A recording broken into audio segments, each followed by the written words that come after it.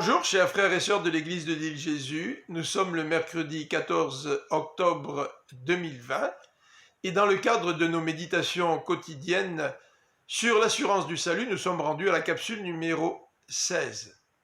J'aimerais revenir sur l'œuvre du Saint-Esprit dans le salut. Dans Ézéchiel au chapitre 36 verset 27, nous avons vu que Dieu va changer notre cœur de pierre en cœur de chair.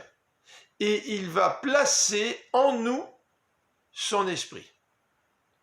Donc déjà dans l'Ancien Testament, l'annonce de cette nouvelle alliance se caractérise par l'action du Saint-Esprit dans le cœur du croyant.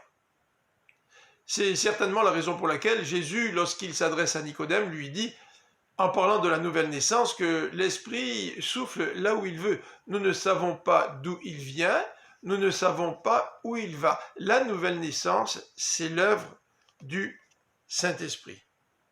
Dans Éphésiens au chapitre 1er, et en particulier au versets 13 et 14, nous lisons ceci.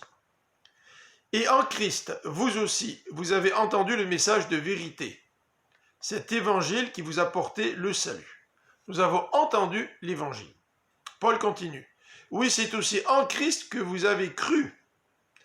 Nous avons exercé la foi en Jésus. Ce message de l'Évangile, c'est le message du salut en Jésus. Nous avons placé notre confiance en Jésus.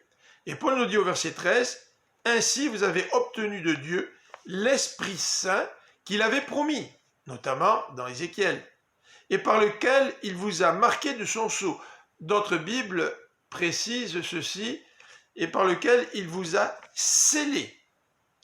Et cet acte de Dieu est un signe comme quoi nous lui appartenons maintenant.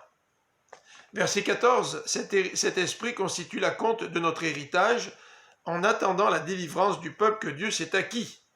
Ainsi, tout aboutit à célébrer sa gloire. Donc la présence du Saint-Esprit dans notre vie, c'est un acompte, un gage de ce que nous allons recevoir dans l'avenir, c'est-à-dire notre héritage.